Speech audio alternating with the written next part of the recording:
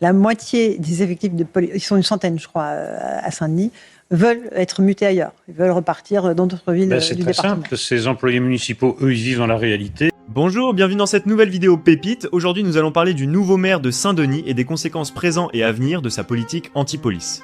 Tout d'abord, nous allons écouter le témoignage d'un policier municipal de Saint-Denis qui parle du changement immédiat qu'il a remarqué dès l'annonce de la victoire du nouveau maire. L'ancien maire de Sarcelles va également s'exprimer, regardez. Un policier que nous avons anonymisé, pour pas qu'il soit reconnu, de Seine-Saint-Denis, et de Saint-Denis en particulier, qui dit que dès les premières heures après l'élection d'Edmond Short, déjà, le climat avait changé côté délinquants. Ça s'est vu très rapidement, quelques jours, même pas quelques heures après l'élection. Et là, forcément, notre activité a immédiatement changé. Et c'est directement l'installation dans certains quartiers qu'on a pu revoir.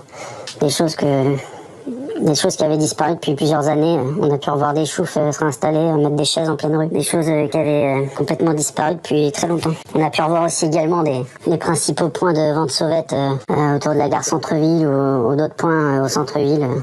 Et là, ça se multiplie à une grande vitesse. Ils se cachent plus du tout, forcément. Voilà pour ce policier. François Pévonnier, je sais que ça vous fait réagir. Vous avez été le maire de Sarcelles.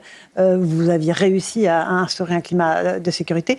Là, est-ce que tout est balayé par ces nouveaux maires ? Les délinquants, les vendeurs à la sauvette, ils comprennent vite. Si vous les harcelez tous les jours, ils viennent moins, même si c'est vital pour eux de venir. Mais le jour où ils apprennent que le maire dit je vais désarmer la police, et puis entre nous, c'est nous les habitants du quartier qui avons gagné, et donc vous pouvez faire ce que vous voulez, ils reviennent vite, le lendemain, ils occupent le terrain. Parce que le business continue, parce qu'ils n'ont plus peur.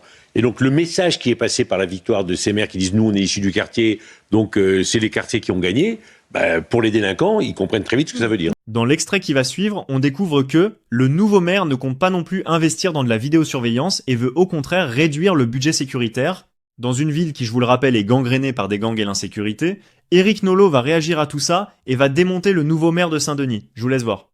Alors qu'il était sur le parvis de l'hôtel de ville, Bali Bagayoko a accepté de répondre à nos questions. Le nouveau maire de Saint-Denis a confirmé sa volonté de désarmer la police municipale en commençant par les LBD. Ces armes sont rarement utilisées, donc peu utiles. Pour lui, tout passe par un changement de doctrine. L'élu veut clairement marquer une rupture avec la précédente équipe municipale. Il ne compte pas investir 20 millions d'euros dans le volet sécurité. Il ne compte pas investir non plus dans la vidéosurveillance. Du côté des habitants, maintenant, beaucoup découvrent cette mesure, ce qui s'explique peut-être par le fort taux d'abstention. Certains habitants sont favorables à cette mesure, considèrent qu'un simple taser, que la force humaine suffit aux policiers. Cela évitera les bavures, nous ont déclaré certains. Enfin, de l'autre côté, certains habitants se montrent inquiets au vu de cette mesure. Pour eux, la police doit être armée. Il ne peut pas en être autrement.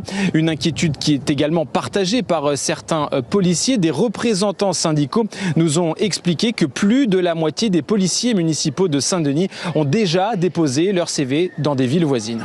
Si Michael Dos Santos, Coralie Auberti, c'est inquiétant, Éric Nolot. La moitié des effectifs de police, ils sont une centaine, je crois, à Saint-Denis, veulent être mutés ailleurs. Ils veulent repartir dans d'autres villes C'est du très département. simple. Ces employés municipaux, eux, ils vivent dans la réalité, et le maire de Saint-Denis vit dans l'idéologie. Et il prend des décisions par rapport à une idéologie, non pas à la réalité du terrain. On sait un peu ce qui se passe à Saint-Denis, notamment avec le narcotrafic. On voit bien que ça va à l'encontre du bon sens et de ce qu'il faudrait faire. Écoutons Bali Bagayoko au micro de CNews.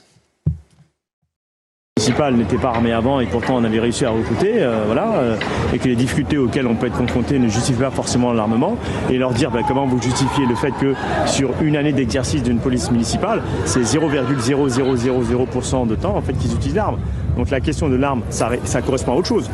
On cherche bien sûr à un moment donné dans une question de reconnaissance d'un métier, une question de valorisation, et bien sûr qu'il y a un risque. Moi je ne suis pas en train d'expliquer qu'il n'y a pas de risque dans l'intervention policière, mais elle existait aussi il y a une quinzaine d'années et pourtant ils n'étaient pas armés. J'attends avec hâte vos avis en commentaire. En tout cas, personnellement, j'ai hâte de voir ce que ça va donner en termes de bilan à la fin de son mandat. Abonnez-vous pour soutenir la chaîne et à très bientôt pour une nouvelle vidéo pépite.